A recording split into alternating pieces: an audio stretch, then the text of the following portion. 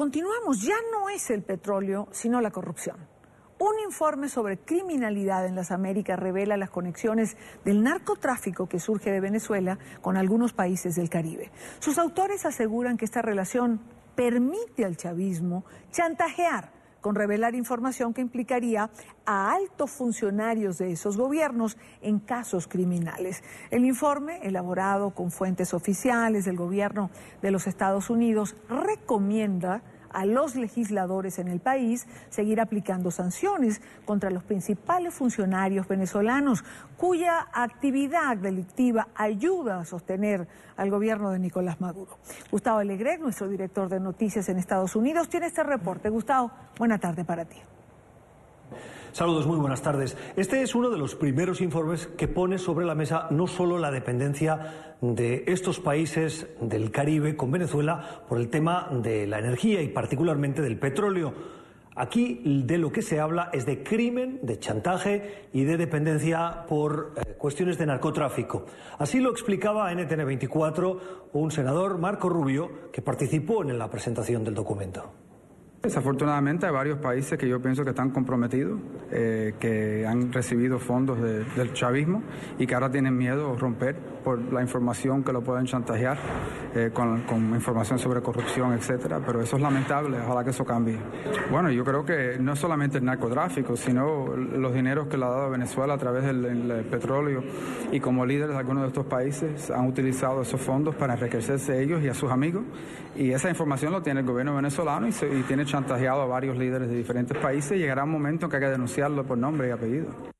Uno de los autores también de este informe en el capítulo de Venezuela es el embajador Roger Noriega. Nos acompaña aquí en NTN 24.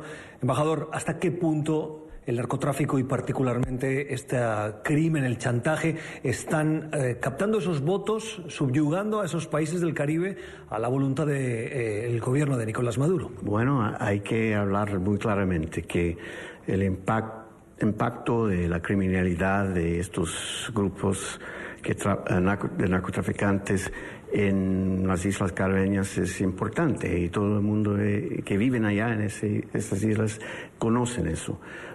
El problema es que tenemos grupos que usan su poder económico, sus amenazas, chantaje, probablemente también para seguir con sus actividades criminales. Y estos grupos de islas caribeñas están en la ruta de drogas procediendo de Venezuela hacia el norte, a Estados Unidos, y en los mercados en otros países en Europa.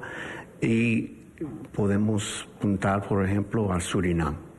El hijo del presidente de Surinam está en un cárcel cerca de los hijos de Maduro, los sobrinos de Maduro.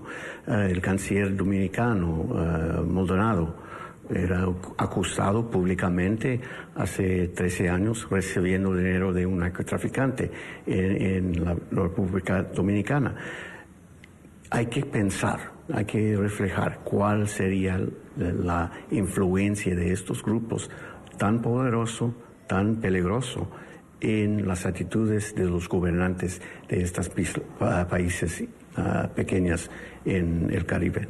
Esta dependencia diplomáticamente se traslada en votos como el que vimos en la Asamblea General de la Organización de Estados Americanos. Es decir, Venezuela está utilizando esa presión con lo que ustedes llaman chantaje para conseguir el apoyo diplomático. Mira el ejemplo de detención de Hugo Carvajal, un general de Venezuela, hace unos años en Aruba, por las autoridades de Aruba. Uno de ellos, o los oficiales de Aruba, hablaba públicamente de los chantajes, la presión por parte del régimen venezolano que se libre a Hugo Carvajal en vez de extraditando a Estados Unidos. Y hay que pensar de eso, la influencia de Estados Unidos vis-a-vis Venezuela, pero la decisión era en favor de Venezuela precisamente por la presión y la corrupción y los chantajes. ¿Qué más pueden hacer el resto de países de América Latina y particularmente Estados Unidos frente a esta situación? Bueno, por lo menos podemos hablar de nuestros valores, nuestros compromisos, defender nuestros valores, reconocer la realidad que estamos hablando de un régimen que está matando el pueblo de Venezuela en las calles.